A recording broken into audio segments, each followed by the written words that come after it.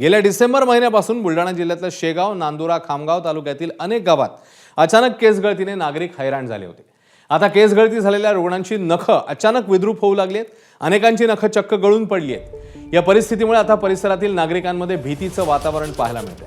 आरोग्य आणि जिल्हा प्रशासनाने रुग्णांना वाऱ्यावर सोडल्याचा आरोप नागरिकांनी केला। दरम्यान एबीपी माझाच्या बातमीनंतर आरोग्य विभागाला जाग आली आहे आणि आरोग्य विभागाचं एक पथक गावामध्ये दाखल झालंय। नख गळती प्रकरणी सर्व रुग्णांची आता कसून तपासणी केली जाते। अगोदर केस झाले, आता नख झाले, आणखी बॉडीवर काही परिणाम न व्हावा किंवा अस्थिमध्ये जसं सांगितलं की बुवा अस्थि धातूमध्ये उपधातू म्हणून नख आणि केस आणि हे हाडा संबंधित रिलेटेड आहेत, त्यामुळे आणि हाडावर पण याचा परिणाम झाला पाहिजेत नाही।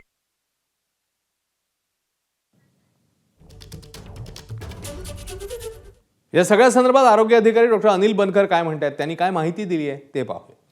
तर सध्या 4 गावांमध्ये एकूण 29 रुग्ण आहेत। यांच्यावर आम्ही प्राथमिक उपचार केलेले आहे व पुढील उपचारासाठी साईबाई मोठे उपजिल्हा रुग्णालय शेगाव येथे यांना संदर्भित करण्यात आलेले आहे। हे जे नखांचे समस्या चालू झालेली आहे, तर हे सेलेनियम टॉक्झिसिटी किंवा सेलेनियमचे वाढते प्रमाण याच्यामुळे असल्याचा आमचा प्राथमिक अंदाज आहे। सर, हे तेच रुग्ण आहेत का की त्यांची केस गळती झाली? हो, जे केस गळतीचे रुग्ण आहेत त्यांच्यामध्ये सध्या तरी या समस्या जाणवत आहेत नखांच्या। एबीपी माझा, उघडा डोळे बघा नीट।